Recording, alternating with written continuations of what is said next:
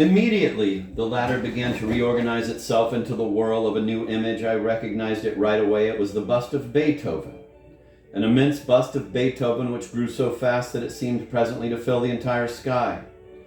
Beethoven's cranium bowed in melancholy over the plain, augmented in volume, while at the same time it turned gray. That dirty storm color which is proper to and characteristic of the deposits of dust that darken pieces of plaster sculpture that have long been forgotten. Soon Beethoven's entire face was reabsorbed by this immense brow which, growing at an accelerated speed, became an incommensurable and apotheotic leaden skull. A streak of lightning flashed, splitting it in two, and it was as though for the duration of a second one had seen the quicksilver brain of the sky itself through the suture of the frontal lobes of his skull. Almost simultaneously, a clap of thunder shook the Moulin de la Tour to its foundations for a half-minute.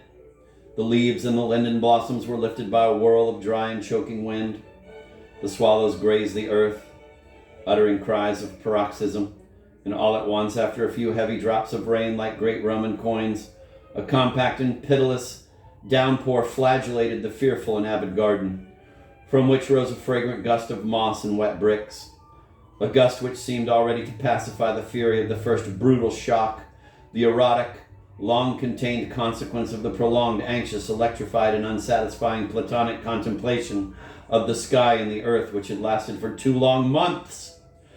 The propitious darkness in which that afternoon of continuous rain remained plunged was one of the accomplices in the drama of which Dulita and I were destined to become the protagonists at the end of that long day, marked by the unleashed violence of the elements mingled with that of our own souls. Dulita and I had run suddenly and tacitly in accord to lie down together and play in the tower attic where almost total darkness reigned. The very low ceiling, the solitary location of the spot, and the absence of light were most propitious to the anxiously awaited unfolding of our dangerous intimacy. The fear with which the place usually inspired me, even when I merely stood before the door, and especially since I had discovered 2 days previously the huge laurel crown given to Nini Picho, this fear had completely vanished, and in the company of Dulita, whom I felt at last to be quite alone with me, with the torrential rain outside which isolated us from the rest of the world, this attic, which had appeared lugubrious to me until then, became suddenly the most desirable place in the world. The gilded laurel of the crown itself, in spite of the mortuary sense which I continued to attach to it, glowed with a kind of appetizing coquettishness at each new flash of lightning which blinded us intermittently through the heavy closed shutters. My new Dulita, my Guluchka Rediviva, stepped into the hole of the crown and lay down inside it like a corpse. She shut her eyes. The bursts of thunder and lightning succeeded one another around our tower in a growing din, while a swelling presentiment oppressed my chest. Something, I did not know what, but something frightful was about to happen between us. I kneeled before her and looked at her fixedly, becoming gradually accustomed to the half-light and holding myself so near her that I could see her face in the tiniest detail. Pressed on all sides by blackness, I drew even closer and leaned my head on hers. Dulita opened her eyes and said, "Let's play at touching each other's tongues." And she raised her head slightly, bringing it even a little closer to me, while sticking out the tip of her tongue from her deliciously moist, half-opened mouth. I was paralyzed by a mortal fear, and in spite of my desire to kiss her, I pulled back my head, and with a brutal gesture of my hand, I threw her head back, causing it to strike the laurel crown noisily. I got to my feet again, and my attitude must have struck her as so menacing and resolute that I could feel by her absent look that she was ready to submit to any kind of treatment without offering the slightest resistance. This stoicism in which I felt, in addition to the presence of a principle of acquiescence on her part, accentuated my growing desire to hurt her. With a bound, I got behind her. Dulita raised herself up, lifted by the springs of an instinctive fear, but immediately repressing this first gesture of alarm, did not turn toward me and remained immobilized in her attitude, proudly seated in the center of the crown.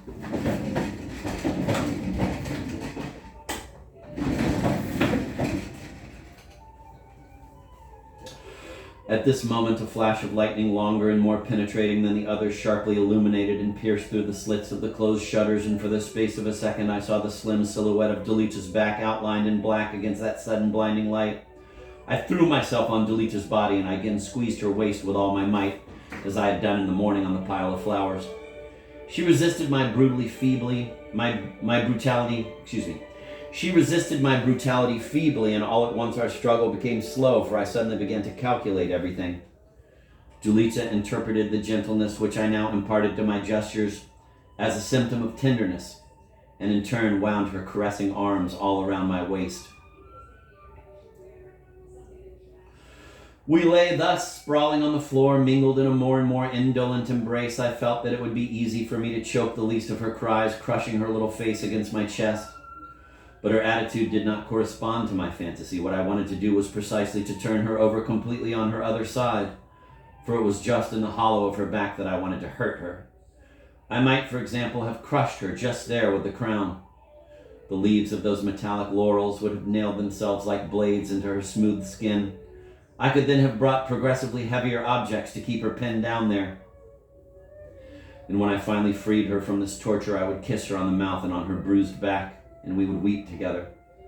I therefore continued to feign more and more gentle caresses while I recovered my breath for the coming struggle, and I looked around avidly at the heaviest objects, establishing a quick choice among those which crowded the half-light of the attic with their phantasmal contours. My eyes were finally caught by an immense decrepit chest of drawers towering above us and slightly tilted forward, but was I capable of budging it? I felt an intense pain clutching me behind the legs, the back of my neck and my calves. A violent gust of wind caused the attic door to bang open, revealing at the other end of the tower stairway another door likewise open. It stopped raining and a brand new sky appeared, yellow and livid as a dream lemon.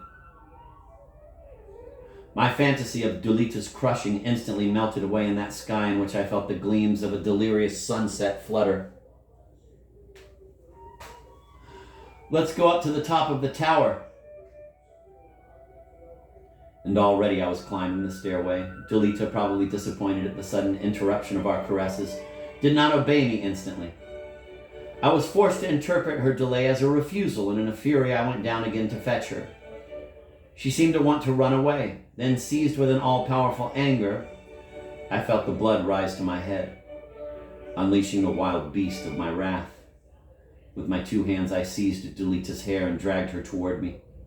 She fell on her knees on the edge of one of the steps and uttered a little plaintive cry of pain. Pulling her with all my might, I succeeded in raising her, and I dragged her up 3 or 4 steps. I let go of her hair for a moment to rest, prepared to continue right on pulling her thus. Then, with a determined movement, she got to her feet, ran up the rest of the steps, and disappeared on the terrace of the tower.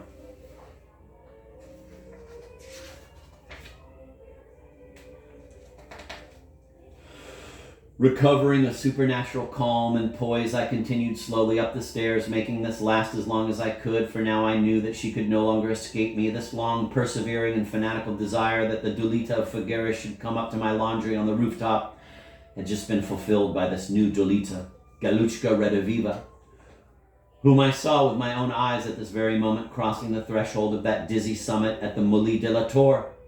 I should have liked my ascension never to end, so that I might prolong and profit by each of the unique hallucinating moments which I felt I was about to live. For my happiness to have been perfect, I would only have had to be wearing my king's crown on my head. For a second I thought of going down to fetch it, but my climb, though deliberately slow, could not be turned aside by anything, not even by death.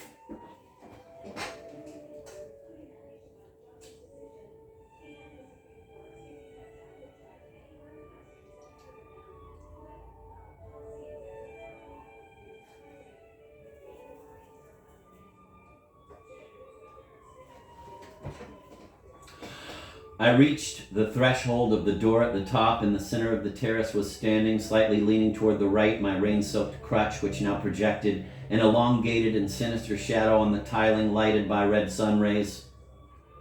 Beside the crutch, my upright diabolo also projected a disturbing shadow, strangulated at the center. Across the fine waist of the Diabolo, a little metal ring shone savagely. At the very top of the sky before me, the immense silhouette of a mauve cloud lined with flashing gold was vanishing, resembling an imposing storm Napoleon. Still higher yet, a rainbow cut in two showed in its center a large piece of Prussian blue sky, which corresponded to the space on the tower that separated me from Dulita. No longer weeping, she was waiting for me, seated on the ramparts of the tower. With an inspired hypocrisy which never fails me in the supreme moments of my life, I said to her, "I shall make you a present of my Diabolo on condition that you don't lean over the edge of the tower anymore, for you might fall." She immediately came and picked up the Diabolo, after which she went back and once more leaned over the edge, exclaiming, "Oh, how pretty it is." She turned her face toward me and looked at me with a mocking smile, thinking I had finally become gentle and dominated by her recent tears. I made a gesture of terror and hid my face, as though unable to stand seeing her lean over in this way. This stimulated her coquettishness, as I had foreseen, and straddling the ramparts of the tower, she let her two legs hang over the edge. I said to her then, "Wait a minute and I'll go and get you another present." And taking my crutch with me, I pretended to leave. But I immediately came up again on tiptoe the few steps I had just gone down. My emotion reached its climax. I said to myself, "Now it's up to me." On all fours, I began to crawl toward her without making any noise, preceded by my crutch, which I held by its tip. There was Dulita, still seated with her back to me, her legs over the drop, the palms of her hands resting on the rampart, and completely absorbed in the contemplation of the clouds. Torn by the rain, broken up into fantastic fragments of the great vertical Napoleon of a while ago, now transformed into a kind of immense and horizontal sanguinary crocodile.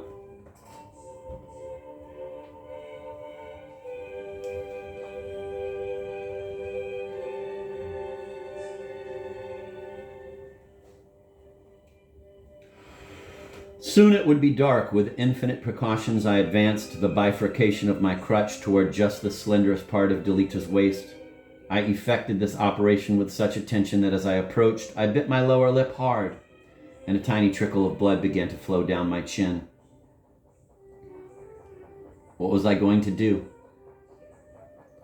As though sensing in advance the contact of my crutch, Dulita turned toward me, in no wise frightened, and of her own accord leaned her back against my crutch. At this moment, her face was the face of the most beautiful angel in heaven, and then I felt the rainbow of her smile form a bridge to me across the whole distance by which the crutch separated us. I lowered my eyes and pretended to prop the end of my crutch in the space between two paving tiles. Rising abruptly with my eyes full of tears, I approached Dulita, tore the Diabolo from her hand, and screamed with a hoarse, tear-choked voice, "Neither for you nor for me!" And I hurled our Diabolo into empty space. The sacrifice was at last accomplished. The Diabolo in my story assumed in every respect the substitutive role typical of sacrifices and takes the place of Abraham's sacrificial ram. In my case, it symbolizes, without euphemism, the death of Dulita, of Goluchka Rediviva, and also the possibility of their resurrection. And since then, that anonymous crutch was and will remain for me till the end of my days the, quote, symbol of death, end of quote, and the, quote, symbol of resurrection, end of quote.